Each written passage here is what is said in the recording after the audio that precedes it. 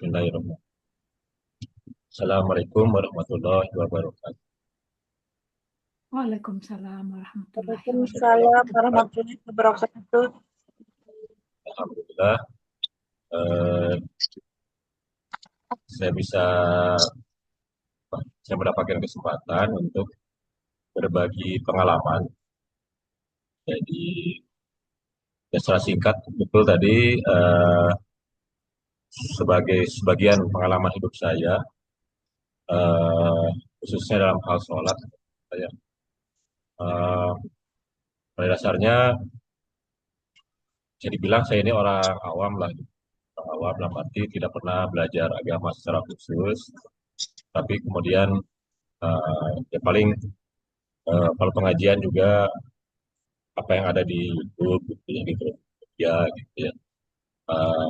Yang tertarik kenapa sholat ini sering diulang-ulang dan memang merupakan hal pokok gitu ya dalam agama Islam, bahkan sampai uh, bisa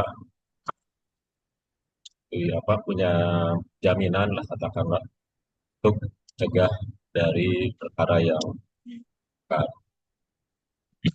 Suara saya cukup jelas ya. Jelas? Oke, saya lanjut. Jelas sekali. Eh, jadi dulu itu bisa dibilang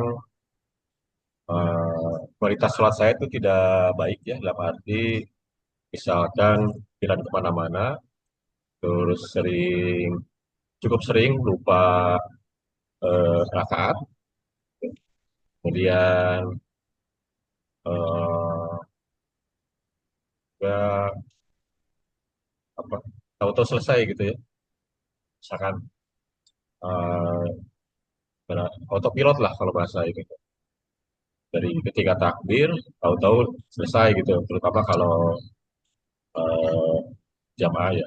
Jadi alhamdulillah kalau jamaah saya cukup disiplin dari dulu. Tapi memang secara semacam itulah amal yang saya pertahankan gitulah dengan berbagai apa ya drop atau eh, turunan kualitas hidup saya. Sholat jamaah itu yang saya pertahankan walaupun ibaratnya kurang berisi gitu ya. Tapi alhamdulillah eh, setelah saya istilahnya mendapat ya katakanlah ada pencerahan gitu ada hidayah. Sepertinya ini tidak bisa begini terus gitu. Dan mulailah saya mencari-cari bagaimana sih supaya sholat itu berkualitas. Alhamdulillah sekarang insya Allah eh, lupa rokaat itu sudah sangat ya, tidak pernah lah. Terus lebih lebih sering menikmati dan juga jadi kalau tetap aja kadang-kadang ya namanya manusia jika terjadi kecemasan terutama itu memang masih kadang eh, berkurang ya. Tapi sekarang timbul rasa penyesalan gitu kalau gagal khusyuk. Jadi kalau dibanding dulu ya udah kalau udah selesai selesai lah. Jadi ini yang akan saya sharing apa yang eh, jadi kan kalau namanya petunjuk untuk sholat khusyuk itu udah banyak lah ya. Eh, jadi kita ibaratnya saya mancing aja lah mancing untuk diskusi gitu. Inilah yang ibaratnya efektif buat saya. Jadi ada beberapa cara yang bisa eh, apa namanya ketika diterapkan oleh saya itu efektif berhasil dan memang semakin yakin gitu saya itu bahwa memang saat ini punya manfaat yang luar biasa gitu. Dan tidak heran menjadi tiang agama. Nah, mungkin saya mulai. Jadi ketika berarti kalau ingin disarikan gitu ya apa namanya di inti dari bagaimana cara mencapai khusyuk. Setelah saya mencoba berbagai cara, kuncinya justru memang di nah, ya. Bagaimana kita bisa Eh, itu seperti sederhana, konsep yang sederhana, tapi seringkali kita anggap terlalu biasa, padahal itulah kuncinya gitu. Jadi bagaimana dengan cara eh, Mbak Nina kita mencapai mutmainah. Mudah-mudahan kita bisa bahas aspek-aspeknya. Saya coba jelaskan dengan cara apa namanya, melalui eh, mind map. Ini kelihatan ya mind map? Kelihatan Jadi ya biasalah kalau saya kan orang teknik, strategi jadi teknik memang ukuran. kita mencari struktur gitu. Strukturnya kayak seperti apa sih supaya tercapai husu itu gitu. Jadi saya bagi dua sebenarnya. Strategi gitu. Strategi ini sesuatu yang katakanlah tetap ya. Dan teknik itu setiap orang akan beda caranya. Beda itu dalam arti ya pasti tidak akan terlalu beda, tapi penekanannya ada yang eh, apa penting bagi seorang, nama yang tidak. Itu tergantung kondisi masing-masing seperti itu. Karena saya lihat juga dari ceramah-ceramah Ustadz juga agak sedikit ada perbedaan-perbedaan. Contohnya ada yang eh, ada konsep bahwa kalau kita merasa inilah sholat terakhir, anggaplah ini sholat yang terakhir, maka eh, akan baik sholatnya. Gitu. Nah, itu bagi saya somehow gitu ya, itu tidak bisa efek gitu, itu buat saya. Mungkin karena untuk merasakan seperti itu agak sulit kalau sehari-hari. Contohnya seperti itu. Oke, mengenai strategi atau konsep utamanya, dari ujung-ujungnya itu bagaimana kita tuh harus punya motivasi gitu. Seperti misalnya kita ingin punya kualitas dalam bekerja, katakan, atau kualitas dalam berkarya, misalkan memasak, misalkan membuat sesuatu, membuat suatu alat, membuat suatu produk. Itu kalau kita punya motivasi yang lebih, itu otomatis kualitasnya akan terjaga gitu. Banding kalau kita eh, tidak punya motivasi, apalagi terpaksa. Jadi nanti tiap orang tentu eh, harus punya cara bagaimana kita punya motivasi sholat. Jadi memang memang seperti apa namanya mana duluan gitu. Ketika khusyuk maka motivasi naik. Ketika motivasi naik, kita akan untuk bisa karena motivasinya ada, jadi kita akan mencari tahu gitu, akan explore gitu kan, untuk akan latihan, akan mencari coba bagaimana supaya khusyuk. Karena ini menurut saya yakin khusyuk itu adalah suatu keterampilan, gitu. Kan ada unsur keterampilannya. Karena ada yang dipelajari, ada yang dihafalkan. Sudah secara psikologis juga ada skill yang harus dimiliki. Misalkan kemampuan fokus gitu ya, kemampuan bersyukur seperti itu. Karena hal seperti itu ada di dalam sholat. Jaga motivasi. Banyak apa namanya bisa di masing-masing bisa mencari misalkan di internet artikel di Ustadz yang bisa kita tanya bagaimana pentingnya sholat. Eh, Sehingga ketika mau sholat itu memang kita ya bisa aja misalkan kenapa sholat supaya tidak dosa. Tapi bagi saya pribadi ya dengan seperti itu ada seperti ada unsur terpaksanya. Jadi kita mungkin sholat tapi males gitu ya. Terus akhirnya ya dari awal waktu misalkan tidak tahu-tahu udah di ujung baru mau sholat. Jadi kenikmatannya kurang gitu menurut saya gitu ya. Beda ya beda lah misalkan seperti halnya orang kerja lah. Ya kalau memang sekedar ingin melaksanakan kewajiban gitu dari nafkah dan sebagainya. Itu beda dengan kalau kerjanya itu karena passion gitu. Ada sesuatu yang dinikmati, enjoy-nya ada, itu akan beda. Nah, makanya skillnya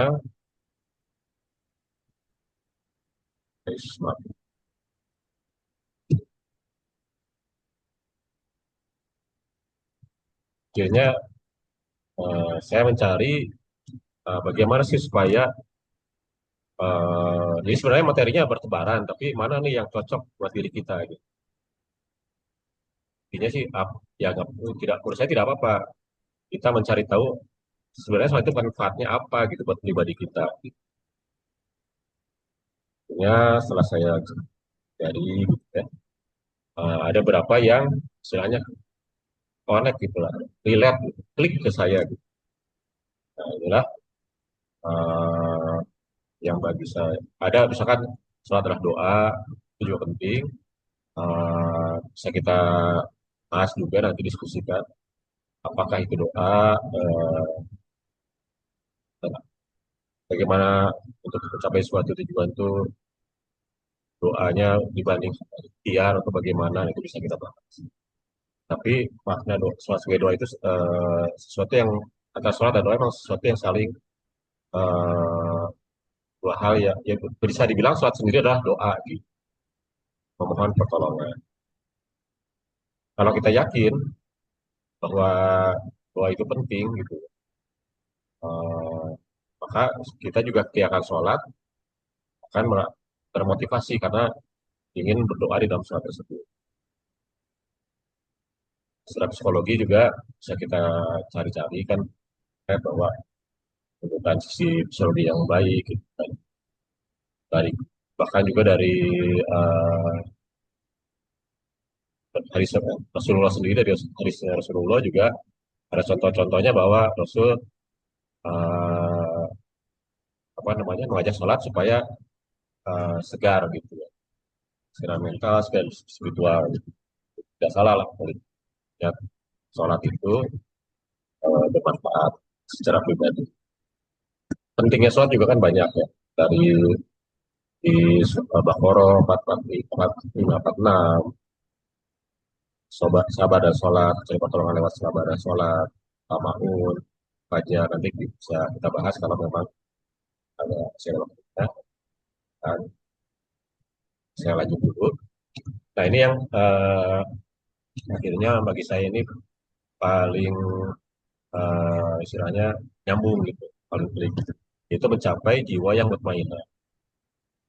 Jadi dalam konsep-konsep spiritualitas Islam gitu ya, ada atau psikologi Islam juga ada konsep tingkatan-tingkatan jiwa. Jadi jiwa yang paling katakanlah tidak kondisi yang tidak baik gitu. Yang terbaik kan adalah kondisi fitrah. Ya.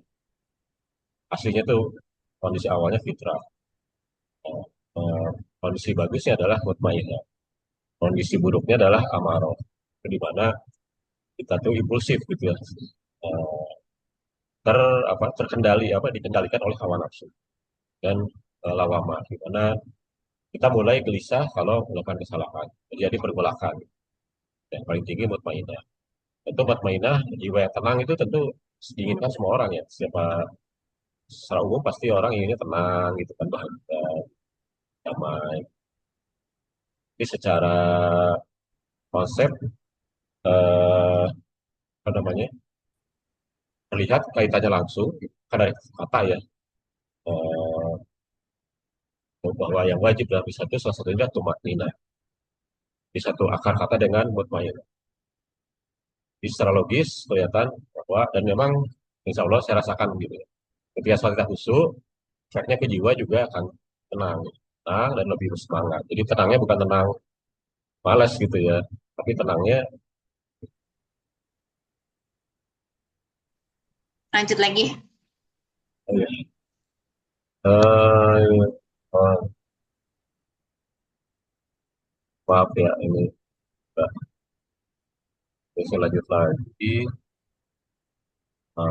Saya, ini recordingnya masih jalan, recordingnya masih jalan.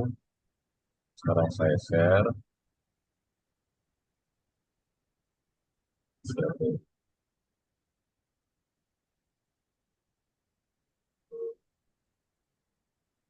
saya,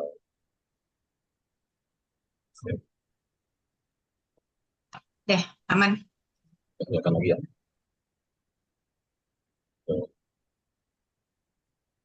Oke, saya lanjut tadi, mutmainah ya. Mutmainah. Ya, secara umum pasti kita inginlah gitu ya, tenang gitu kan, fokus gitu. Dan digambarkan dalam surat Al-Fajr itu, bermainah itu berkaitan dengan apa namanya, ridho dan diridhoi. Apa namanya? Kitanya ada apa namanya? Cirinya adalah kitanya ridho terhadap ketetapan Allah. Jadi tidak kan pada dasarnya sebuah kejadian, sebuah kondisi adalah ketetapan dari Allah ya.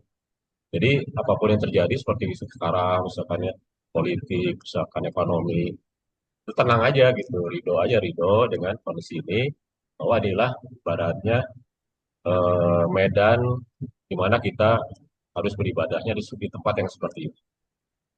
Dan karena kita bisa fokus, bisa beribadah, tentu akan diridhoi oleh Allah. Jadi kondisi itu, kondisi koneksi dengan Allah gitu dan diridhoi itulah yang jadi kriteria dari berkah. Nah, akhirnya inilah yang narasi inilah yang menjadi apa namanya, kerangka motivasi saya sholat itu, dalam yang dalam pemaknaannya terhadap sholat, bahwa kita itu adalah hamba Allah. Kita dengan sholat, kita ingin menjadi hamba Allah yang mutmainah, sehingga kita hidupnya di dunia dalam kondisi hasanah gitu, yang baik, dan itu di akhirat juga jadinya baik juga salah. Jadi ingin mencapai konsep hidup yang seperti ini, dan ini bisa dicapai kalau kualitas sholat kita baik. Eh, Seperti inilah kalau contoh motivasi yang saya pakai gitu ya, untuk jadi setiap sholat itu memang saya ingin mencapai ketenangan mainah ini, ingin ingat terhadap dan apa namanya, kita sebagai hamba Allah, peran kita sebagai hamba Allah, ingin di dunia hidup hasanahnya itu juga kita tentu tiap pribadi punya semacam rancangan gitu ya. Hasanah seseorang mungkin berbeda dengan yang lain. Artinya ketika kita ibaratnya ketika meninggalkan dunia ini, kita dalam kondisi eh, tenang, apa namanya, lega, karena kita sudah berhasil bersyukur, sudah berhasil mengaplikasikan apa yang kita peroleh dari Allah dalam bentuk syukuran gitu.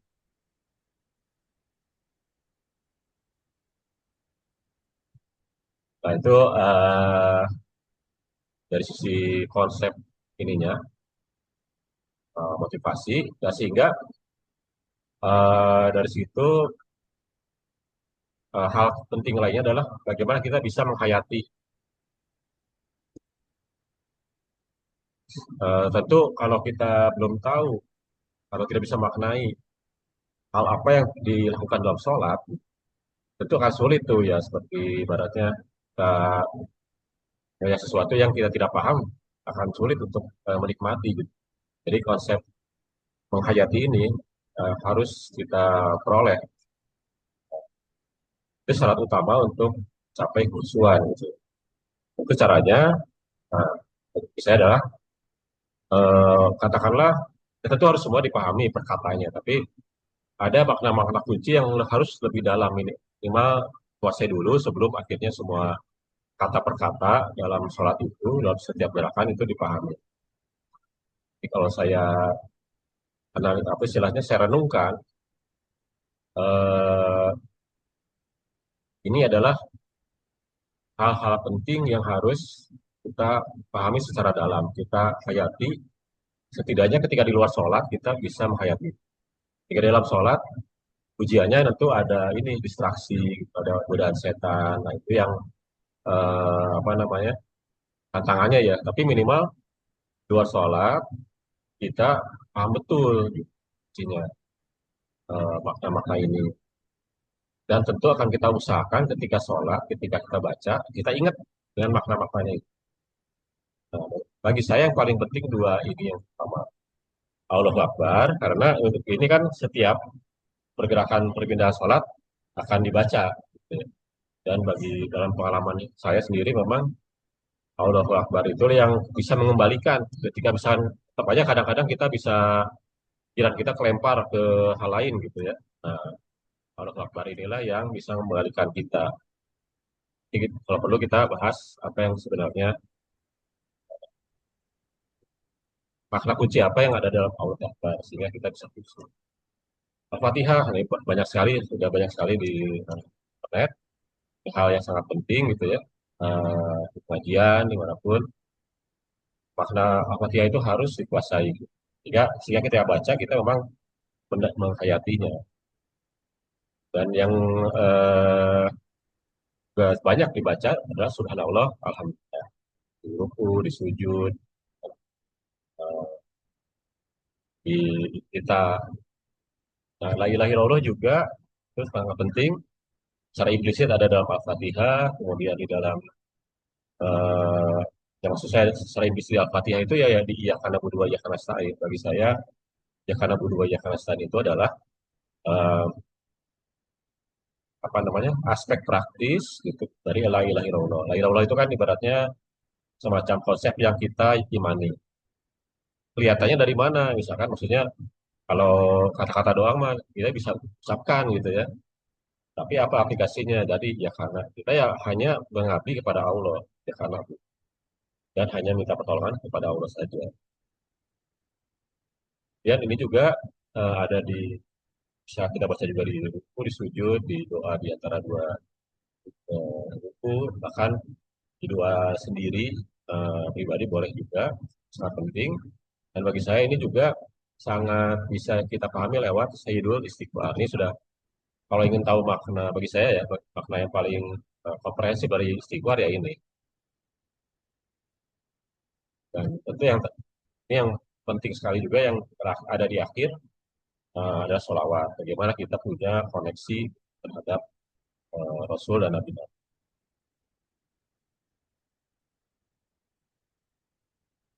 Sampai di sini mungkin ada pertanyaan dulu.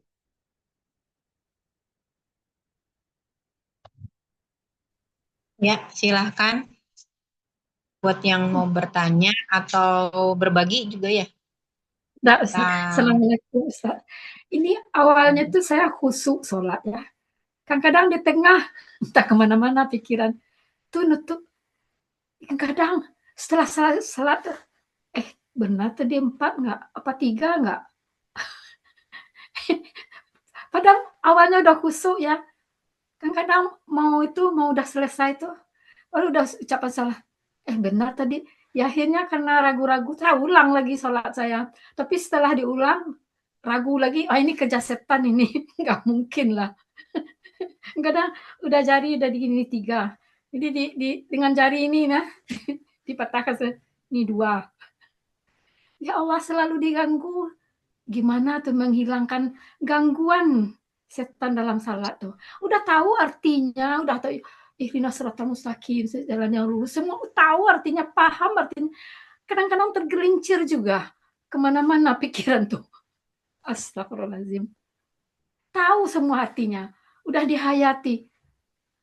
Ada juga saat-saatnya tuh tergelincir. Gimana tuh pertanyaannya. Ustaz? Ya, Ya pertanyaan. Itu menghilangkan Oh, sifat ya. kusuk sampai iya. akhir tuh, dari awal sampai akhir. Gimana cara Ibaratnya, kusuknya? ya, ibaratnya memang di sinilah serunya lah, serunya di sini. Jadi berarti kan secara motivasi makna udah ibaratnya tidak ada masalah lah gitu kan ya. Nah makanya saya mau masuk bisa dibilang tekniknya atau caranya itu bagaimana sih gitu. Ini saya coba berbagi gitu ya apa yang bisa meningkatkan. Jadi supaya tidak tadi udah ingat di awalnya ingat tahu-tahu mana gitu jalan gitu ya. Nah setelah saya analisa ya mudah-mudahan juga sama. Jadi kita bisa fokus ke yang wajib dulu. Jadi yang wajib dalam suatu sebenarnya tidak semua gitu ya. Katakanlah bacaan itu juga bukan misalkan bacaan dalam ruku itu sebenarnya bukan wajib. Yang wajib itu posisi ininya, posisi rukunya. Terus seperti itu. Nah, kalau kita fokus dulu ke yang utama, eh, itu akan menjaga yang lainnya gitu ya. Itu pengalaman. Setidaknya pengalaman saya. Nah, Salah satunya pertama kita mulai dari Allahu Akbar, takbiratul ihram dan Allahu Akbar setiap rakaat. Ini yang harus kita jaga nih. Jadi minimal gitu ya. Ketika kita katakanlah tiba-tiba pikirannya lari ke tempat lain gitu ya, bisa dibilang seperti seakan-akan pikirannya keluar dari tubuh gitu, tubuhnya di sini sedang sholat, pikirannya lagi di bisa jadi di negara lain misalnya gitu ya, katakanlah itu bisa kembalinya dengan Allahu Akbar gitu menurut saya. Makanya kita harus selain sadar juga, nah saya coba aja begini, apa kita harus paham betul, eh, tentu harus dihayati secara pribadi ya. Nah, bagi saya Allahu Akbar itu pernyataan bahwa Allah itu maha besar. Jadi kalau saya lihat strukturnya gitu ya, nah, seperti ini, kelihatan nggak ya? Nah, kalau Allahu Akbar itu biasanya digabungkan dengan la ilaha illallah. Misalkan dalam takbiran lebaran gitu. Kalau kita lihat strukturnya, seakan-akan Allahu Akbar itu adalah jangkar gitu ya. Apa namanya, semacam arti yang besarnya, arti yang lengkapnya itu panjang, tapi kita bisa dengan cara cepat kita bisa mengingat semua hal itu lewat Allahu Akbar ini. Maksud saya begini, kan ada zikir la ilaha illallah wa la syarikalah lahul mulku wa lahul hamdu di wajah itu wa huwa ala kulli syai'in qadir. Sini kan intinya pernyataan pemahaman bahwa Allah itu kekuasaannya meliputi semua. Jadi semua hal, setiap titik elemen di dalam alam semesta ini dikuasai oleh Allah. Jadi kita akan merasa dilihat, didengar oleh Allah. Dan kekuasaan Allah itu memang sangat besar meliputi segala sesuatu. Dalam ayat kursi juga ditambahkan cara pengetahuan juga, belakang, di depan, kemudian semua itu tidak akan terjadi kecuali dengan izin Allah.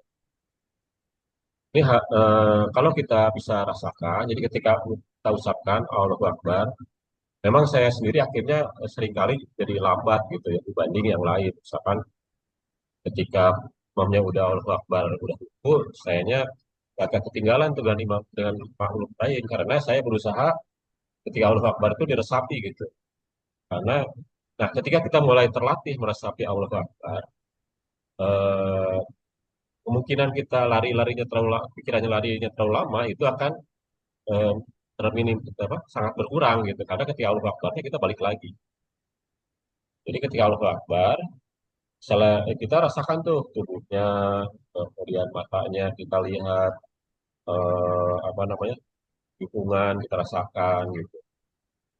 Jadi kalau pakai teknik psikologis seakan-akan kita connect kembali dengan tubuh dan alam sekitar. Nah, eh, dengan Allah Akbar yang kita dalami, kita kuatkan gitu ya ketika takbirnya itu, insya Allah itu kan menjadi kerangka sholatnya. Gitu. Jadi ketika awalnya udah bagus, nanti tiap langkahnya juga akan bisa dipertahankan oleh Allah Akbar. Apa namanya, teknik pertama yang istilahnya eh, cocok buat saya. Nah, yang kedua adalah tukmanina. Jadi kita memang harus, nah ini memang makanya yang saya berpendapat bahwa memang ada unsur keterampilan gitu. Jadi kita harus berlatih tuh supaya tidak buru-buru. Jadi dan ini ternyata wajib gitu tukmanina. Jadi ketika ketika misalkan contohnya dari kondisi tegak ke ruku. Nah, ketika ruku itu jangan langsung buru-buru baca. Kita cek dulu posisinya kita udah benar belum. Jadi dengan begitu kan otomatis pikiran kita ke badan ya. Jadi kita pikirannya tadinya lari kemana, jadi balik lagi tuh ke badan, memastikan posisinya udah betul, tenang dulu, kira-kira 1 detik, baru masuk ke bacaan. Itu yang akhirnya alhamdulillah meningkatkan khusyuan saya gitu.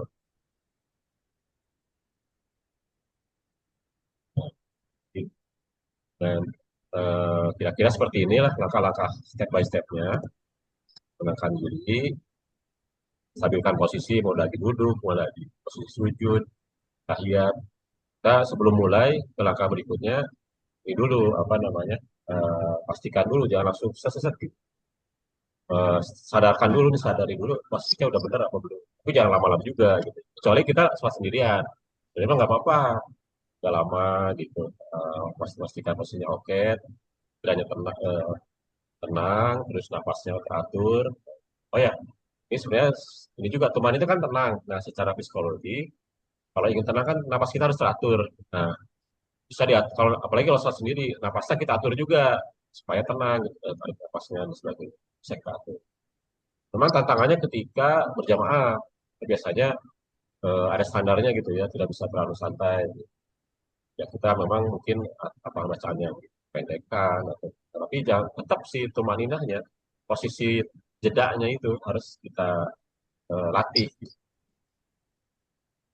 Ya, gimana Umi terjawab? Jadi kalau lupa itu aku juga lumayan sering nih, terutama sejak masuk periode perimenopause ya Umi ya. Sama nih aku juga udah jadi gini, begitu kita sudah mulai, aku mau fokus gitu ya dengan bacaan dihayati itu artinya. Saking Betul. fokusnya menghayati arti lupa rokaat. Tapi kalau fokus ke Betul, rokaat betul. dengan bacaan ini aku nih terutama pas masuk perimenopause ini sampai apa ya eh, sampai pengen bikin papan tulis itu di depan di depan sejadah. Jadi kalau udah rokaat satu ceklik itu boleh nggak ya? Saya kurang tahu. Karena memang suka. Kalau saya gitu nangis saya. Ya Allah, aku Iya, ngomong bicara namun ya Allah sudah nggak bakal kemana-mana nangis. Kalau air mata udah keluar tuh, ya. biasanya kusuk nangis sampai tuh pokoknya udah menetes ya. Ya Allah, kan tidak berakhlak kita bicara dengan Allah yang menciptakan langit bumi seluruh isinya.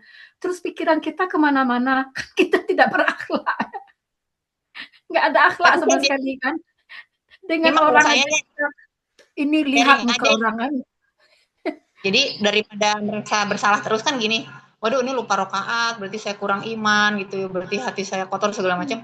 Akhirnya ini setiap akhir selesai, saya bersyukur dulu, ya Allah terima kasih sudah diberi kesempatan sholat sampai selesai. Terus sujud sahwi itu jadi sering banget gitu ya.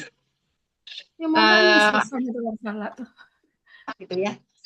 Ya seperti itu terus jadi supaya tetap semangat gitu kan ya dan tidak apa namanya menyalahkan diri sendiri gitu loh. Cuma tetap sih pengen ya itu tidak lupa.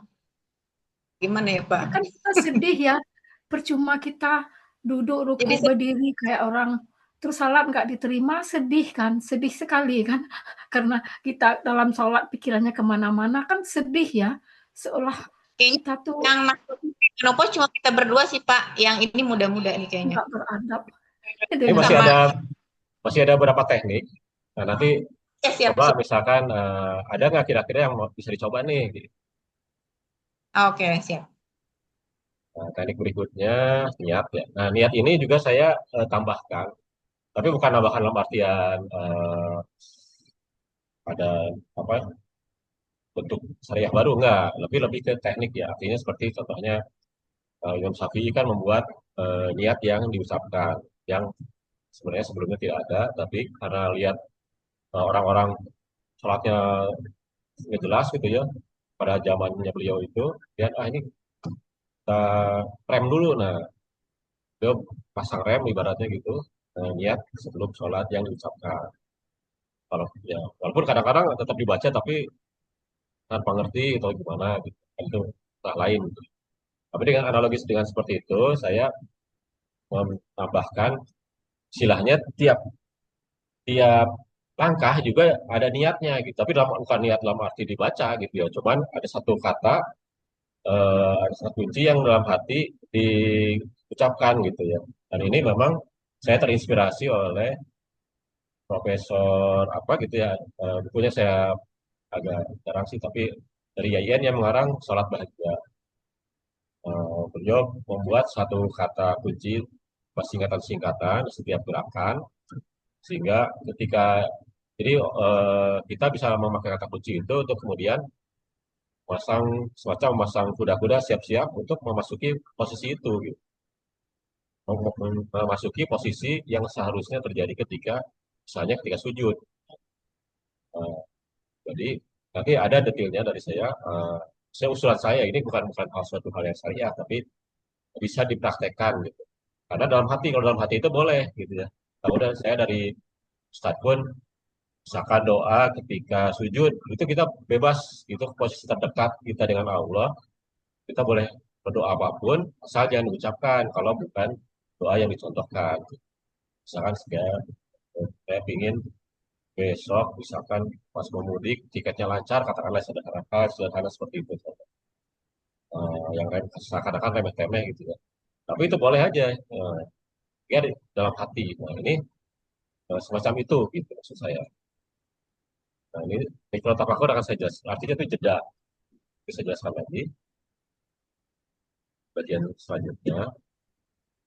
eh untuk ya, kurangi distraksi sudah jelas ya. Jadi memang idealnya gitu, idealnya badan kita lagi sehat, misalkan bukan lagi sedang kegerahan, kedinginan, gatal-gatal itu pasti distraksi yang bisa membuat kita ya kita kadang-kadang harus memaklumi diri juga gitu kalau memang lagi sholat tiba-tiba dan sehingga kita jadi kehilangan konsentrasi itu ya udah yang penting kita bisa kembali ke usaha terus lah gitu. Tapi kalau bisa dikurangi ya kita kurangi misalkan makanya Rasul itu melarang orang yang merupakan bawang terus sholat berjamaah karena pasti mengganggu yang sekitarnya gitu. Itu manusiawi kalau kita terdistraksi umum lah. Nah, sekarang yang berikutnya lah bagaimana cara menjaga kesadaran supaya si pikiran itu selalu di tubuh gitu. Ini beberapa tips ya yang mungkin sering didengar juga bahwa pandangan ke tempat sujud. Nah ini yang saya baru ngeh gitu. Itu penting ternyata menjaga posisi itu, menjaga ya aware lah terhadap posisi itu. Jadi kita pastikan posisinya aman dulu, baru kita lanjut ke bacaannya. Karena itu justru yang wajibnya di situ malahan dibanding bacaannya itu. Berarti kalau bacaannya juga cepat, nah itu malah nggak apa-apa gitu. Kalau lagi jamaah ya. Kalau lagi sendiri ya udah kita bisa santai gitu. Bahkan ibaratnya kalau kita mau santai ya santai aja lah kalau saat sendiri. Kita duduknya pastiin dulu selalu fokus baru lanjut. Lama-lama mungkin akhirnya ya bukan saya gitu. Kalau saya lama-lama akhirnya nggak usah lama juga tetap fokus.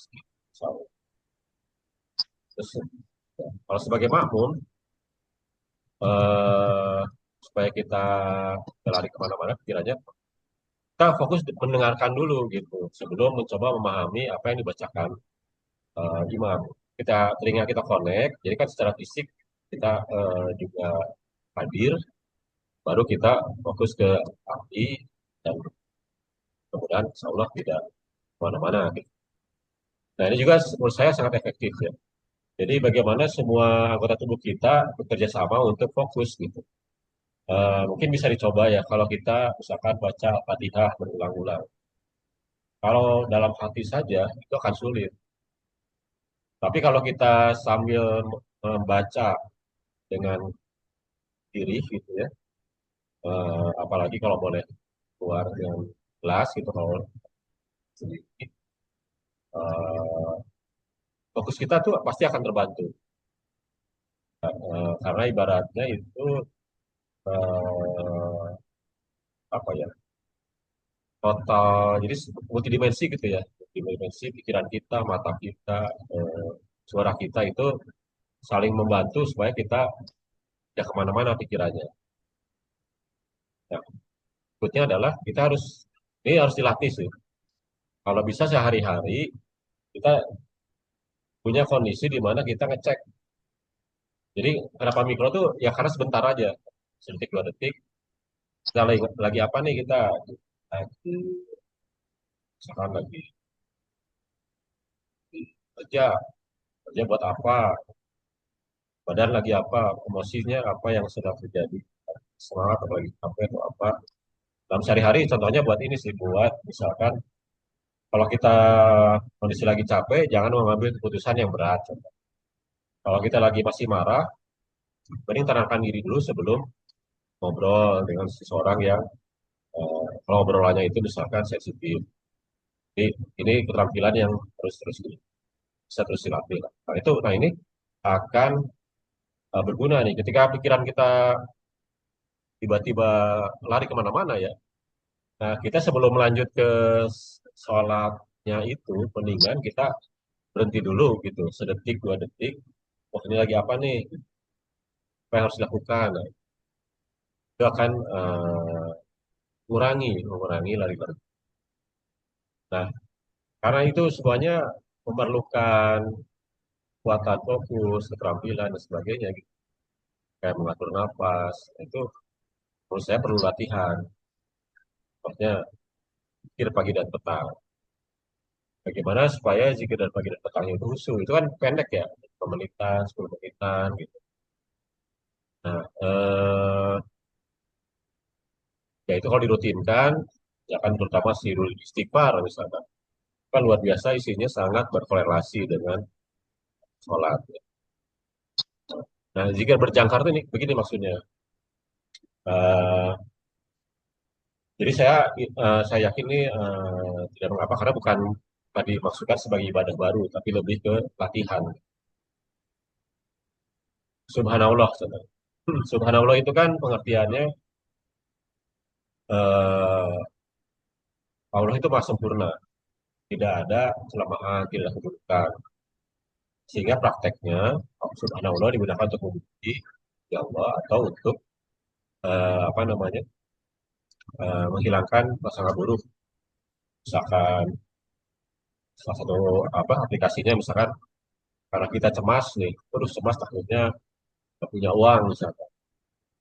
Jadi kita kan ada unsur ya, memang bukan semata-mata itu ya, tapi ada unsur kita berprasangka buruk dan tidak diberi rezeki, karena kan rezeki udah dijawab. Jadi saya lihat subhanallah itu berkaitan langsung dengan kecemasan. Nah, ketika membaca subhanallah, ini dalam rangka latihan ya, bukan pas sholat. Itu kita bisa konekkan dengan kepala kita. Gitu. Kita buat si kepalanya rileks gitu, membaca subhanallah. Nah, ini saya praktekkan ketika mau sholat. Jadi kalau misalkan dari rumah ke apa, masjid, itu kan kira-kira 5 menit jalannya itu. Itu sepanjang jalan saya praktekkan sambil jalan, subhanallah, subhanallah, subhanallah, sambil merilekskan kepala. Jadi mengkonekkan apa yang kita baca dengan apa yang ada dalam fisik. Terus yang kedua, alhamdulillah. Alhamdulillah itu kan syukur. Syukur yang paling mendasar kan syukur atas kehidupan ini. Berarti yang paling nyambung itu dengan nafas. Jadi kita ketika alhamdulillah kita tarik nafas diafragma gitu kan, sedang dengan lembut sambil menenangkan diri kan. Jadi ketika pikiran saya masih kusut dengan kerjaan gitu, salah apa semacam ya, gitu kan. Nah, kita tenangkanlah dengan ini, zikir ini. Alhamdulillah sambil fokus ke menikmati nafas. Terus yang ketiga, la ilaha illallah. La ilaha illallah itu kan berhubungan dengan keikhlasan. Nah, jadi saya fokuskan ke jantung. Jadi di dalam hati ketika baca la ilaha illallah juga seperti mensugesti ikhlaskan, ikhlaskan. Jadi membuat apa, melapangkan dada. Terakhir, Allah Akbar. Allah Akbar yang paling powerful, kita merasakan, menyadari kekuasaan Allah di segala titik, termasuk diri kita, di setiap titik di dalam diri kita, dan di alam semesta di sekitar kita. Jadi rasanya akan ketika berhasil gitu ya, ya seperti menyatu gitu alam semesta itu. Nanti muncul rasa pasrah, rasa aman, rasa berani, dan ya seperti itu. Ya, kenikmatan yang luar biasa ketika Allah Akbar itu bisa terkoneksi dengan saudara.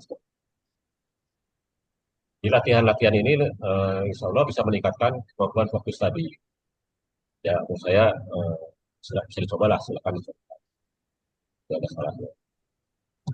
Dan satu lagi adalah zikir dengan minimum. Ini niat sebelum zikir. Maksudnya gini, jadi ketika membaca zikir katakanlah saya dulu istighfar.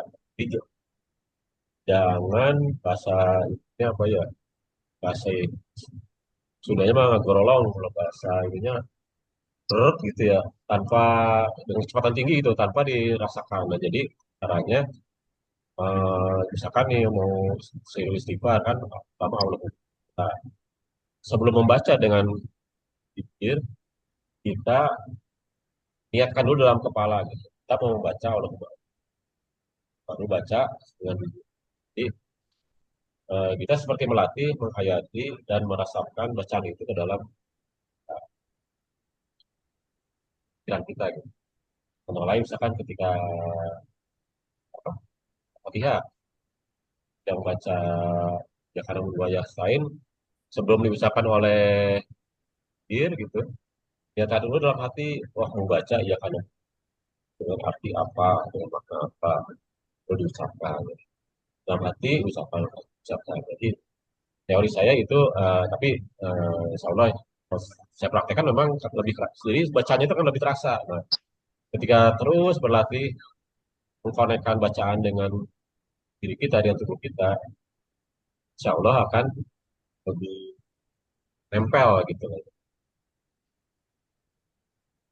Ya, sampai sini mungkin, dan sebelum yang terakhir adalah Eh, rangkai semuanya itu menjadi satu aliran. Kita pertanyaan dulu gitu. oh iya. Ada yang mau ditanyakan lagi, Mbak Iif, Teh Iif, atau Umi? Itu apa maksud zikir berjangkar itu? Zik ya pagi petang lah, siap ada. Terus zik, zikir dengan mini niyah. Zikir berjangkar itu maksudnya zikir setelah sholat itu yang subhanallah 33, alhamdulillah 33, Allahu Akbar 33 itu bukan. Maksudnya tahu pokoknya tiap kapan saja di mana saja kita mengucapkan contohnya subhanallah alhamdulillah la ilaha illallah Allahu Akbar. Tapi kalau saya keluar karena takut jatuh, tidak berhenti mulut kumat kami subhanallah alhamdulillah wa la ilaha illallah Allahu akbar subhanallah alhamdulillah wa la ilaha illallah akbar sepanjang jalan itu aja baca, takut jatuh soalnya karena licin. Eh, Mic-nya belum dibuka. Ah, nggak Oh iya, kedengaran ya? ya saya yang Oh, tadi saya ngomong sendiri ya? Enggak kedengar, kedengar. kedengaran, kedengaran. Sayanya yang tadi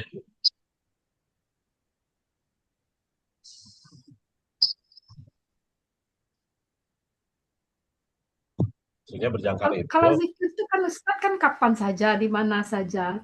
betul. Ya, duduk berdiri kan kita boleh zikir. Tapi saya tuh banyak zikir kalau di luar karena udara kayak gini kan licin kan, terus mulutnya enggak berhenti. Bisa subhanallah alhamdulillah la ilaha illallah akbar subhanallah alhamdulillah la ilaha akbar. Zikir karena takut jatuh.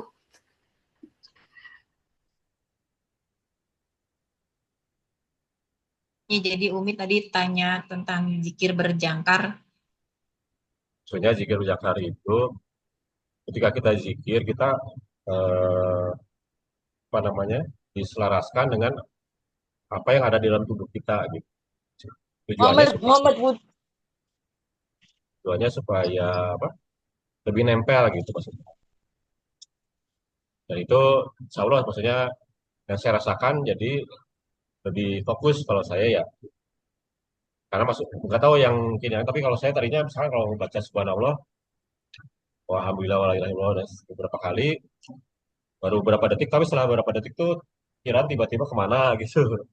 Nah kalau dikonekkan dengan kondisi tubuh itu akan bertahannya tuh lebih lama gitu, bahkan lebih nikmat. Mana apakah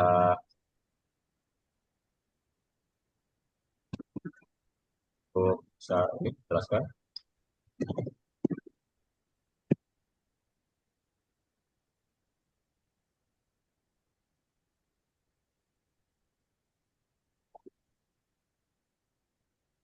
Jadi sebenarnya eh, supaya apa ya namanya, kita tuh nggak langsung ini kayaknya nggak khusyuk gitu ya. Jadi misal gini, eh, baru berhasil khusyuk di Allahu Akbar gitu ya, sampai mau ruku. Nah itu kita alhamdulillah ya Allah, alhamdulillah khusyuk. Terus misalnya di yang berikutnya udah lari-lari lagi kemana-mana gitu ya. Nah langsung kita ingat lagi, oh tadi udah berhasil khusyuk. Alhamdulillah dulu gitu berhasil khusyuk. Kita fokus lagi nih ke yang gerakan berikutnya, yang lari-larinya itu istighfar aja gitu ya, supaya karena gini, kalau aku nih ya nggak tahu Umi sama nggak ya, begitu udah nggak khusyuk langsung wah gagal lagi nih gitu. Kadang-kadang Ada itu kayak lari udah khusyuk, uh, udah masa-masanya kemana-mana pikiran. jadi jadi memang tidak harus 100% gitu ya, supaya kitanya semangat ya. Ya, Misalnya khususnya ya baru sampai dari takbiratul ihram sampai ruku alhamdulillah gitu gitu ya. Eh, Kalau perlu mah pakai tracker mungkin ya Pak ya. Jadi kelihatan gitu. Dalam seminggu saya misalnya hari pertama baru bisa takbiratul ihram khususnya yang lain. Misalnya hampir udah bubar gitu ya. Terus hari kedua, oh alhamdulillah nih sampai ruku gitu ya. Terus atau misalnya gini, hari ketiga, oh di awalnya nggak husu, tapi di akhir husu gitu. Jadi nanti kita kelihatan kan ya, oh ternyata kita tuh berjuang gitu dalam dinamika perjuangan menikmati husu, ada berapa persen nih, nanti mungkin dari situ bisa apa ketemu titik pasnya gitu ya. Akhirnya wah ini saat husu versi Umi misalnya gitu ya, atau versi saya kan, kalau Pak Baroni kan menemukan formula ini kan juga hasil menjurni beberapa ya, tahun. Kok kita nih Umi ya terutama perimenopause itu sesuatu loh Pak ya, karena eh, sebelumnya nggak begini, nggak sebegininya Umi ya. Kita kan yang udah lewat lolos 50 tahun, aku bentar lagi sih, setahun lagi 50 tahun. Itu juga ngerasa setiap mau satu jadi deg-degan karena takut lupa rokaat. Dan itu tuh kayak feeling guilty terus. Padahal udah berbagai cara loh gitu. Nah, jadi kepikiran pakai tracker juga sekarang nih. Di per hari misalnya, oh ya alhamdulillah nih husunya sampai buku checklist gitu ya. Terus disyukuri itu benar-benar gitu. Alhamdulillah terima kasih ya Allah, terima kasih gitu. Supaya kan setiap kita bersyukur kan Allah tambahkan nikmat ya. Dan nikmat tertinggi kan ketika kita bisa khusyuk dalam sholat. Kalau udah khusyuk dalam sholat kan pasti khusyuk dalam hidup gitu loh. Jadi kalau di tracker gitu nanti si rasa bersalahnya tuh nggak bikin kita malah ayo udah nggak khusyuk lah nggak usah gitu. ya. Tapi semangat terus meskipun yang dicapai khusyuk misal dari 100 baru 10% ya. Tapi pasti pelan-pelan naik. Misalnya hari pertama Ya. 10%, hari kedua 12%, 20%, 25%. Lama-lama jadi kayak main game gitu. Ada Berjuang terus, perkembangan. Berjuang betul Umi, semangat kita berjuang ya. terus Yang melawan. udah Kadang satu mau lansia. sholat, lihat Facebook lagi, ngompet komentar, astagfirullah, tahu itu udah gift, udah racun semua apa, kan racun semua. Kalau saya racun saya itu tuh buka Facebook, YouTube semua itu kan menghalang. Tadinya mau berzikir, ada yang telepon, auzubillahi minasyaitonirrajim. Ya Allah, emang itu salah komentar orang komentarin. Kan kadang mau berzikir pun karena ada orang Iya, telepon atau saya yang telepon nggak jadi berzikirnya. Ya Allah ya Rabbi, itulah ujian saya. Saya tuh bisa di iya. luar fokus denganlah keluar. Kalau keluar kan saya keluar kan. Ya kan kadang ngobrol sama orang nggak jadi juga zikir. Saya hati-hati kalau keluar. Ya Allah pelihara aku dekat semua jalan. Ya Allah, ya Allah, jangan pelihara. Tolong jaga imanku ya Allah, mataku semua hatiku ya Allah. Tolong jaga ya Allah. Nah, perjuangan kita ya Umi ya, nanti bisa menemukan journey suatu ala Umi. Semangat. Tapi ini di sini ada yang mau ditanyakan nggak secara tekniknya gitu, pengertiannya sih. Iya. Kira-kira. Teh Iif gimana Teh Iif? Masih menyimak? Ya, sepertinya harus bikin journey juga seperti itu. Jadi Oh, ada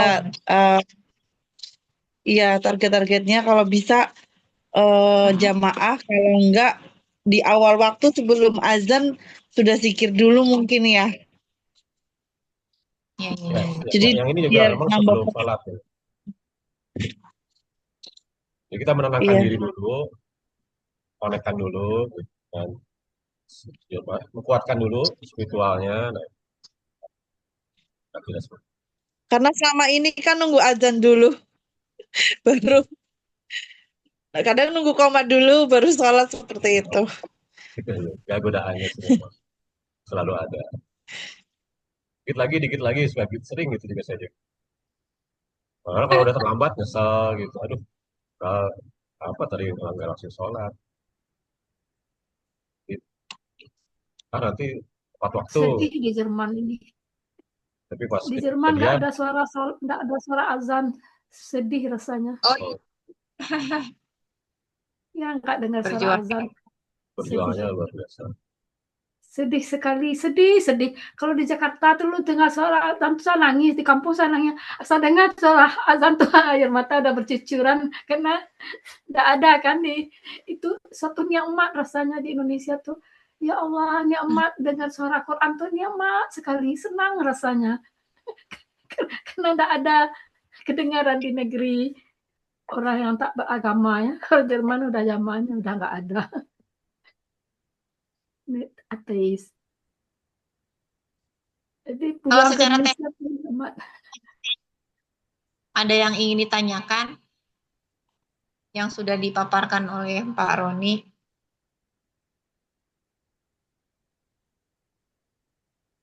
Berjuang terus, berjuang, berjuang. Mungkin lanjut dulu kali ya. Boleh, siap. Nah, kalau tadi udah paham gitu kan, makna-maknanya, tinggal sholat seperti apa. Bagi saya ini masih perlu apa namanya ditambahkan supaya bagi saya akan lebih nyambung, akan lebih bisa fokus ketika semuanya itu terasa nyambung gitu. Dan itu ya menurut saya tidak masalah karena kita tidak membaca bacaan baru atau apapun, tapi memberikan makna yang relate ke kita gitu. Akhirnya setelah saya coba-coba ini yang saya temukan gitu. Di setiap ini kita cari makna yang nyambung satu sama lain. Pertama, iftitah gitu. Ini kan semacam menyapa. Nah, itu kan semacam menyapa Allah kan. Karena bacaannya itu menggunakan ka gitu. Subhanaka, Maha suci engkau. Jadi kita kan berarti menyapa langsung ke Allah gitu. Kalau kita bisa tenang di awal dengan yakini bacaan tersebut, ya memang kadang-kadang namanya juga kita ada di dimensi fisik gitu ya. Itu fokus, butuh tenaga untuk bisa menyadari hal yang lebih spiritual gitu. Kalau kata Gus Baha, walaupun misalkan kita belum bisa merasakan, yang penting secara pemahaman kita tahu gitu. Gak apa-apa mengucapkan aja gitu dengan pemahaman tersebut. Ini lama-lama masuk juga perasaannya itu. Jadi ya bisa kadang-kadang dapat, kadang-kadang enggak gitu. Jadi kan seringnya mah kita ucapkan tapi perasaan waktu kita sedang berbicara dengan Allah itu nggak dapat gitu. Tapi sekali dapat, wah itu akan menjadi sesuatu yang apa memorable. Nanti sehingga kita akan semakin bersemangat untuk terus meningkatkan kualitas sholat kita karena perasaan itu sangat berkesan. Jadi kita tadi nyapa langsung lah. Jadi ketika setelah menyapa sampai rendah eh, apa ada Tuhan selain kau gitu ya. Eh, baru kita tahu tadi akan nih minta ke Allah supaya khusyuk tidak godaan setannya itu jangan nggak ada lah kalau bisa gitu. Gitu. Tapi biasanya kalau tawusnya bagus, memang lebih kemungkinan untuk khusyuk itu lebih tinggi gitu pengalaman sama ya. Terus Bismillah kita lihatkan kita melihatkan untuk rasa ikhlas di dalam situ. Nah, Fatihah. Fatihah ini harus sangat perdalam makanya. Tapi saya sendiri akhirnya membagi apa di breakdown gitu ya. Jadi beberapa apa namanya segmen supaya karena makin panjang suatu bacaan ya kemungkinan kitanya lepas itu memang makin tinggi. Jadi segmen pertama sampai Maliki Yaumiddin itu kita seperti mengingat lagi Allah ini siapa gitu. Jadi kita seperti mengingatkan lagi Allah ini siapa gitu ya. Jika kesadarannya masuk, baru kita ya karena berdua ya lain dengan ucapan langsung kan, kan udah langsung koneksi nih Allah kasih langsung kepada Allah. Jadi kita ingat lagi mengabdi, memaafkan Allah. Terus kita sadari bahwa kalau kita mendapatkan petunjuk dan yang lurus itu luar biasa, itu sangat sangat, sangat penting sehingga kita pas berdoanya itu akan sangat serius dan jangan sampai di jalan yang salah gitu. Sehingga kita menargetkan supaya aminnya itu serius terutama ketika jam berjamaah. Kalau kita bisa aminnya itu pas dengan aminnya imam, itu menurut hadis kan, kita akan aminnya itu kan bareng dengan malaikat, kan luar biasa. Dan memang luar biasanya adalah setan itu memang seperti bekerja keras supaya kita nggak sadar di bagian ini. Jadi pengalaman pribadi saya, bagian sholat yang lain itu lebih mungkin khusyuk dibanding pas ini gitu. Memang luar biasa itu. Karena memang ketika sadar pas ya karena bodoh dan pas amin itu memang rasanya kan luar biasa. Dan inilah yang sering ada aja dibelok-belokin itu setan. Ya emang, iya, emang gitu. Setan itu luar ininya usahanya mau keras gitu. Nah, ya baca Quran kan, baca Quran. Kalau bisa, kalau kita baca sendiri ya tentu kalau bisa kita baca ini kita pahami. Ya, sehingga ketika kita sadari ini apa yang mau kita, berupa apa berupa petunjuk atau berupa perintah. Jadi pas rukunya nyambung gitu kan. Dalam hati kita niatkan kita seakan-akan seseorang bukan seakan-akan memang ya seakan-akan bilang gitu. Nah, karena kan bacaannya mah Subhana Rabbiyal Azim wa bihamdi dan arti yang jelas. Tapi sebelum itu ada jeda sedikit kita niatkan bahwa ini tuh sikap siap gitu. Seperti prajurit lah, prajurit ala-ala timur kan, Jepang Korea gitu yang nunduk gitu, ke gajahnya siap dan terima kasih karena rasa seperti itu yang kalau bisa timbul juga enak. Seakan-akan kita menunduk, bukan seakan-akan. Jadi kita menyadari menunduk di hadapan penguasa raja dari segala raja semesta. Dan itidal itu seakan-akan Allah itu bilang laksanakan di komandan upacara laksanakan. Kita bersyukur kan. Jadi kita seperti prajurit yang siap melaksanakan. Bisa ditambahkan dengan perasaan wah kita ini berdiri makhluk satu-satunya makhluk yang berpikir tegak sehingga kita punya akal gitu beda dengan makhluk yang lain. Dan kita jadi semakin ya sadar bahwa kita ini tugas lah. Nah, dengan sadar yang tugas ini, ketika sujud,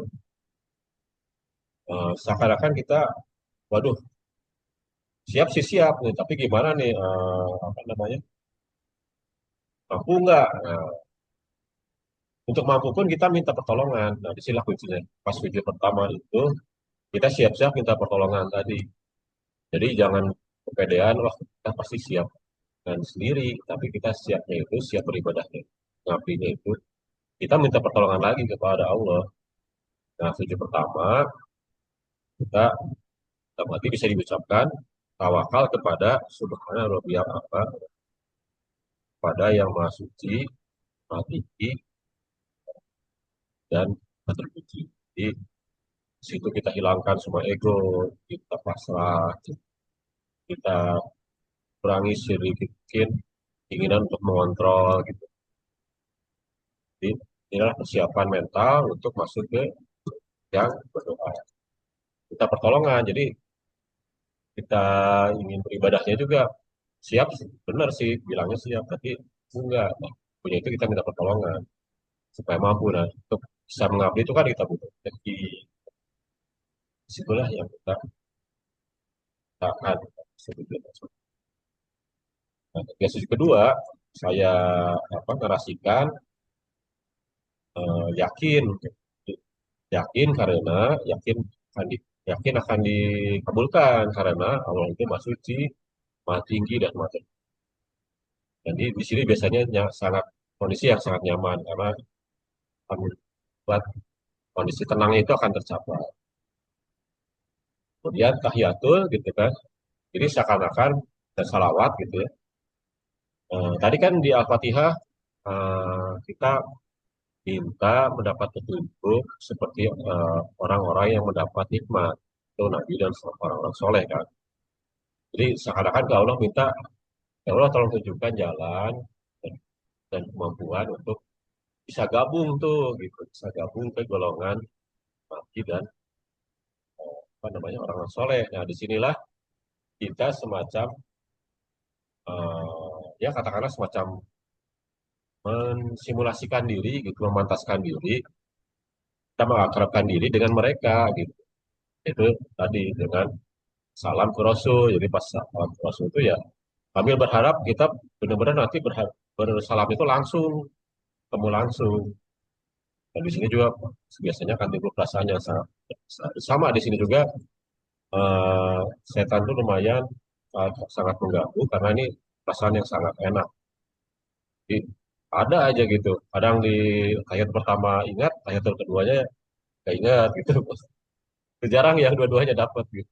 Tapi kalau dapat tuh luar biasa. Tapi ya itu karena saking nikmatnya ya kita jangan putus asa untuk mengejar. Kalau bisa pas mau tahiyat, pas tahiyat tuh kita diam dulu nih mau ngapain. Nah, siap-siap nih pas mau salat ke Rasul itu kita siap-siap dulu gitu. Jangan kira masih ke mana-mana, kita udah salat. Dan terakhir, salam gitu ya. Yang terakhir. Nah, kalau kita ucapkan itu kan timbul rasa ini menebarkan salam, ini pertolongan gitu kan. Menyebarkan rahmat dan berkah dari Allah itu kita siap menjadi prasarana lewat mengalirnya gitu rahmat Allah ke sekitar kita. Jadi insya Allah kalau ini dapat semua gitu ya, istilahnya minimal mayoritas gitu kan, ya eh, stres kita turun, kortisol kita turun, tenang tapi semangat. Sehingga itulah nikmatan sholat yang jangan putus asa kita kejar eh, sedikit demi sedikit. Nah, itu kira-kira teknik-teknik yang saya coba rangkum ya. Sebenarnya istilahnya mah banyak lah. Ya, tapi saya coba buat struktur gitu kan memang insya Allah sudah memang saya rasakan secara pribadi mah memang eh, aktif. Oke. Mungkin ada pertanyaan dulu.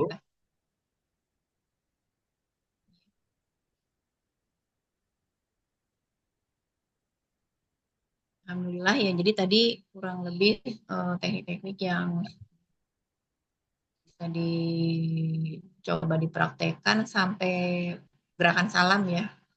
Jadi kalau Allahu Akbar itu kayak siap gitu ya. Kalau ruku apa tadi? Bukan ya, ruku malah yang siap ya. Ya, bukan kalau lihat film-film ya bukan sama tapi ibaratnya gitu kalau film-film Jepang itu kan baik gitu, Ya, kan saling nunduk gitu mirip-mirip kan itu siap betul. gitu. Karena kan kita sudah berdoa, Al-Fatihah, Quran apalagi, kita siap Nah, melaksanakan gitu. Sama ya, hormat juga, Bu. Terima kasih juga sudah mendapat hidayah yang luar biasa. Kira-kira gitu rasanya.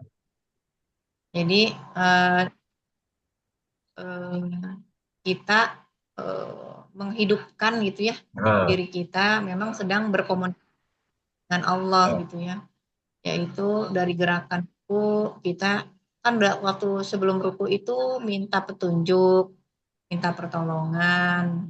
Terus pas ruku itu artinya kita siap gitu ya dengan Ya, petunjuk atau pertolongan apapun gitu kita ya. menyatakan Nggak boleh gitu. kita ngatur, Ya, nggak boleh ngatur. Misalnya di hati itu masih ada, saya pengen ditolong, tapi pengen ditolong cara saya. Nah, nggak bisa gitu ya. Kalau udah ruku berarti terserah Allah gitu loh. ya.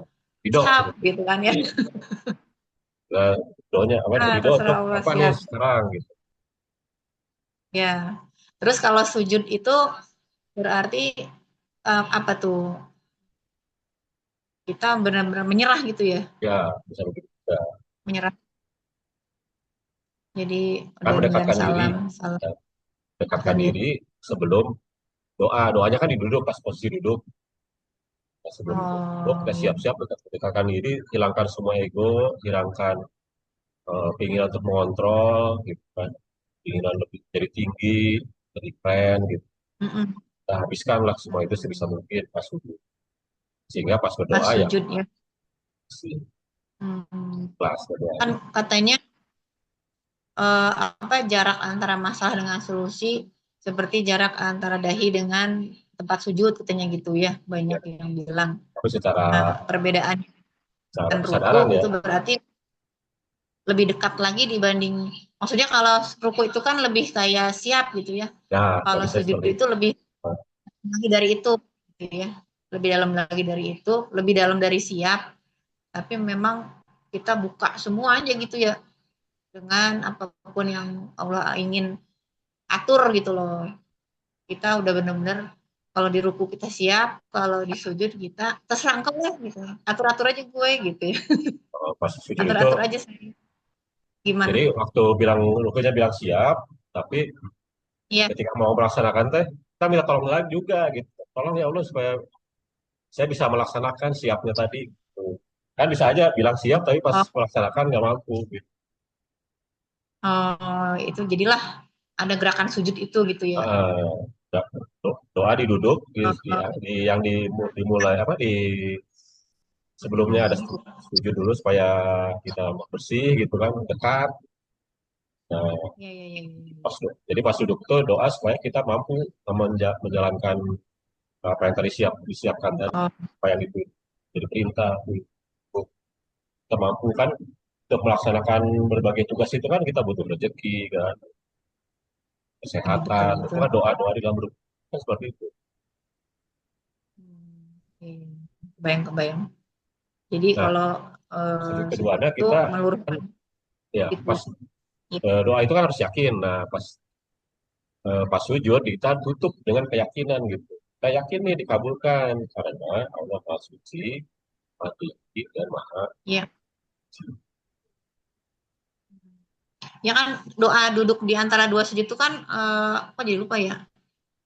Minta sehat, minta Nah, rezeki, eh, minta apa ibaratnya mah artinya bakal-bakal tuh? kehidupan lah. Minta dicukupkan, gitu, Oh iya. dari dilapangkan. Tuh. Lalu setelah itu yang terakhir itu kan tahiyat. Tahiyat itu kan memang memberi salam kepada Nabi Nah, Muhammad tahiyat itu kan Ibrahim. kayak Kayak semacam gitu ya. kita seakan-akan simulasi ngumpul-ngumpul gitu kan. Kan pas Al-Fatihah kita minta Oh iya. tolong masukkan ke golongan ini gitu kan, golongan Rasul, golongan orang-orang soleh. Nah pas tahiyat seakan-akan kita berakrab-akrab dengan beliau-beliau tadi. Kita salam ke Rasul, kita salam ke orang soleh. Kita bisa salam tuh kenapa? Karena kita syahadat. Makanya syahadat seakan-akan kunci surga kan. Kunci mau masuk surga. Berarti kalau di kuis radio, apa passwordnya? Oh, saya syahadat. Di pas syahadat itu seakan-akan, kalau bagi saya itu membayangkan ya, kita mau membuka kunci surga, apa namanya? Eh, boleh masuk surga nggak? Ini saya syahadat. Syahadat itu seakan-akan bisa dinarasikan seperti itu. Karena berhasil syahadat, kita kan terima kasih nih kepada yang membawa syahadat tadi. Nah, makanya salawat, dan Oh. salawat ke Rasul, salawat ke Ibrahim. Sambil kita tahu kan Oke. kalau kita salawat ke beliau, Allah membalas salawatnya itu ke kita. Dan malaikat juga akan salawati kita. Jadi salawat itu kan mendoakan kesejahteraan. makin mantap koneksinya. Jadi kebayang itu ya urutannya supaya apa ya lebih semangat. Jadi kalau nyambung semua, Takbir emang pada kelihatan wah nyambung ini satu semua. cerita gitu, si sholat itu satu cerita. Jadi kita makin, Eh, bisa pribadi kerasa kan jadi makin apa, eh, terkoneksi. terkoneksi fokus gitu. Karena nyambung semua. Jadi kita bukan satu cerita-cerita yang sepotong gitu, pergerakan tuh. Tapi itu nyambung semua gitu. Jadi kerasa nggak cuma ngomongin Allah tapi bersama Allah gitu ya. Ngobrol karena kita Eh, dari Takbiratul Ihram sampai salam, Assalamualaikum itu secara makna kebayang, paham, secara gerakan pun kita bisa memvisualkan itulah ya, ya, masing-masing bisa. gerakan itu Apa bisa. hanya kemana. Hmm. Terus kebayang nanti pas sebelum salam tuh kita ngasih salam dulu sama Ya, Nabi, sama ya. orang soleh. Jadi kita nggak feeling lonely ya dengan ujian dan masalah sebesar apapun. Sambil berharap nanti kita bisa salamnya itu langsung ketemu. Kalau Sambil bayangkan. berharap langsung. Itu kan sebuah tujuan dunia, ya tujuan hidup lah yang bikin Iya. kita tuh semangat. Jadi ketika ibaratnya pas di rumah sehari-hari itu banyak pusing itu masalah gitu kan. Pas sudah sholat ya, oh sabar aja kok nanti kita fokus aja ke tugas-tugas. Kalau sekarang misalkan gagal di apa, gagal masalah di apa tuh santai aja itu kita sabar aja, kita fokus aja ke apa yang terbaik kita bisa lakukan, ikhlaskan niat, cari cara yang terbaik, eh, sampai terakhirnya bayangkan kita akhirnya full gitu sama golongan dengan golongan Rasul dan orang soleh tadi. Jadi kita eh, Iya, oke. Oke, alhamdulillah sudah semua materinya berarti ya Pak ya. paling sedikit lagi. Oh, Jadi salam tadi kan semacam gerbang dari posisi sholat itu kan kita bersama Allah gitu kan, atau orang-orang satu jamaah dalam dimensi spiritual. Nah, ketika salam gitu keluar apa, masuk ke dimensi sehari-hari kan, dimensi fisik lagi. Jadi kalau salamnya benar kita akan timbul tuh perasaan ingin membantu orang lain dan berbuat baik.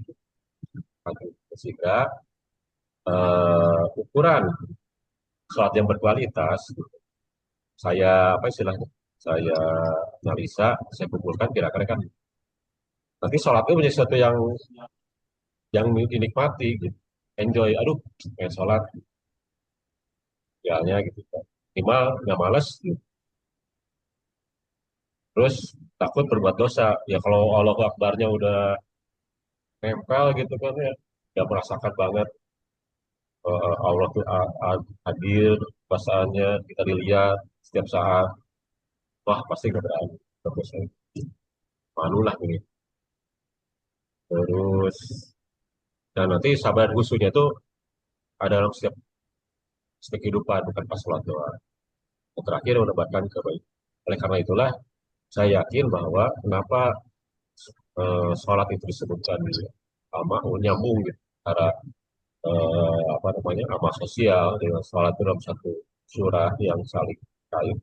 Ya karena kalau suratnya benar pasti ini juga benar gitu amal sosialnya. Mungkin sholat tapi misalkan jelas ke tetangga ngomongin kasar misalkan, tidak pernah mikirin istri sebagainya itu mungkin gitu. Oh, ya seperti itulah. Nah, so, ya mungkin ada alhamdulillah. tuh, Nah, alhamdulillah berarti ya sudah semua materi tersampaikan. Eh, jam 9:30 ya di sini ya. Gimana? Masih ya, ada yang ingin ditanyakan? Umi sudah Ini saya paham? tambahkan, Ustaz.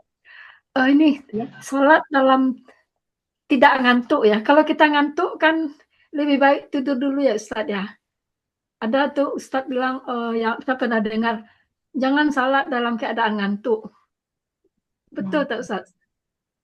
Ya Kalau ngantuk kan kita nggak tergantung khusyuk. tergantung kondisi juga sih ya pada dasarnya. Memang sih apapun yang bisa menjadi distraksi, misalkan ngantuk itu akan mengurangi kehusuan. Tapi kalau misalkan tidurnya nanti takutnya kebablasan, ya jangan jangan juga gitu. Misalkan ngantuknya pas Oh, maghrib, belum saat maghrib, itu lah contoh gampangnya lah gitu, resiko juga. Tapi kalau bisa tidur, kadang-kadang kan tidur 6 menit aja, itu bisa langsung menghilangkan ngantuk gitu kan, sementara lah gitu. Bisa juga begitu, pakai tidur sebentar tapi pakai alarm misalkan. Saya rasa oke sih. Ya memang tadi Mungkin kurang. wudhu aja lagi kali. Wudhu dulu. Apa? Kalau kena air mungkin mengurangi ngantuk. Ya itu tergantung Wudhu. kondisi memang, tergantung kondisi masing-masing. Ya apa? Kalau saya iya. bisa tuh tidur 6 jam, eh 6 jam, 6 6 menit, jam. 6 menit pakai alarm itu udah lumayan berkurang banyak ngantuknya itu. Iya, iya. Sudah atur lah. Iya. Kalau ngantuk gimana? Tadi pakai air dingin cuci mukanya supaya hilang ngantuknya, Ustaz. Bisa juga, bisa juga. Ini soalnya saya udah ngantuk sekarang ini mau asar, asar dari tadi masuk. Ya, udah Oh masuk iya, asar. Tapi udah ngantuk sekali. Ngantuk lagi. Berarti sekarang langsung praktek nih, mau sholat ya, asar kan. ya. Praktikum ya. Ya, Dari asar udah dari dari mulai tadi. wudhu kan apa? Pakai jangkar sorry, zikir berjangkar tadi. Allah Akbar dulu deh. Dan gitu. Misalkan Allah Akbarnya santai aja, yang lama aja Allah Akbar. Apa. Sampai kita Dulu yang udah lama hafal ya. baru mau lanjut. Awalnya aja tuh. Bertahap aja, misalkan sampai Al-Fatihah. Usahakan, Ya. misalnya apa, kerasa ketika kita menyapa Allahnya kerasa. Gitu. Subhanaka wa bihamdika. Suci engkau. Ya mungkin perlu sedikit-sedikit tahu bahasa Arab kan. Kak itu engkau. Ya, subhanaka itu. Maksud suci engkau, seakan-akan mau langsung. Seakan di hadapan kita, bukan seakan kita menyadari bahwa itu saat kita di depan kita. Gitu. Apa melatih kesadaran itu ya, bahwa kita memang sedang berdialog gitu ya. Sholat itu bukan sekedar menggugurkan kewajiban, tapi itu media kita ngobrol. Ada juga bisa juga begini, kalau di Al-Baqarahnya sendiri kan, eh husu itu sulit, sabar dan husu itu sulit, kecuali husu dan Ya. husu itu hanya bisa ketika untuk orang yang apa namanya, yakin akan berhadapan dengan Allah. Jadi ketika mau sholat itu, Oh. kita niatkan, mending berhadapan sekarang untuk meminta tolong gitu kan. Sekarang mah kalau berhadapannya itu untuk minta tolong, tunjuk dan pertolongan. Nanti kalau pas di akhirat tuh, pas menghadap Allah teh buat laporan, bertanggung jawaban gitu. Jadi mending sekarang menghadapinya ya enak. Kalau nanti, Oke. wah saya lainnya gimana nih? Sekarang mah nggak apa-apa, misalkan kurang, kemarin masih banyak lamunnya dan sebagainya, itu masih nggak apa-apa. Sekarang minta tolong gitu. Tolong nih, jadi untuk khusus pun kita minta tolong sebenarnya. Oh iya betul. Jadi sebelum apa sebelum wudhu kita minta tolong dulu gitu ya. Ya Allah, saya ngantuk banget. Saya Ya, minta ditolong supaya pas wudhu airnya itu membuat saya mengantuk gitu ya.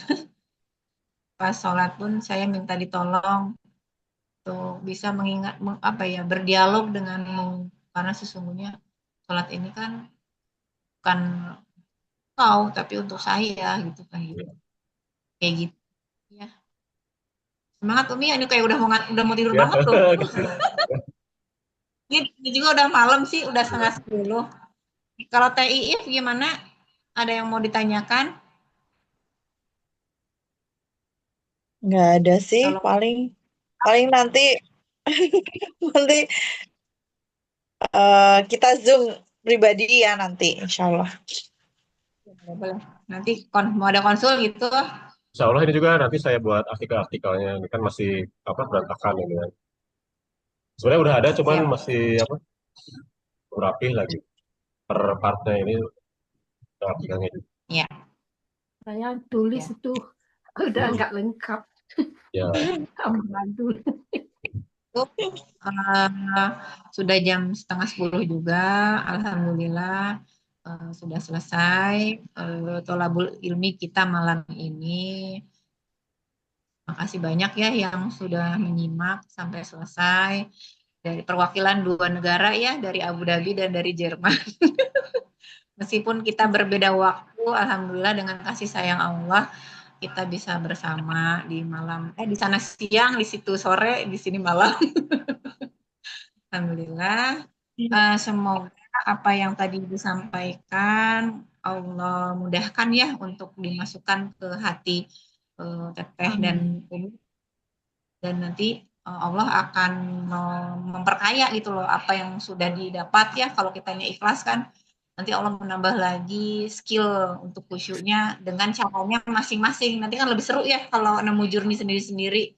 Nanti kita bisa sharing-sharing juga, berbagi dengan Pak Roni, dengan saya, dan nanti bisa disebarkan ke yang lainnya kalau udah apa namanya menemukan aha momennya itu.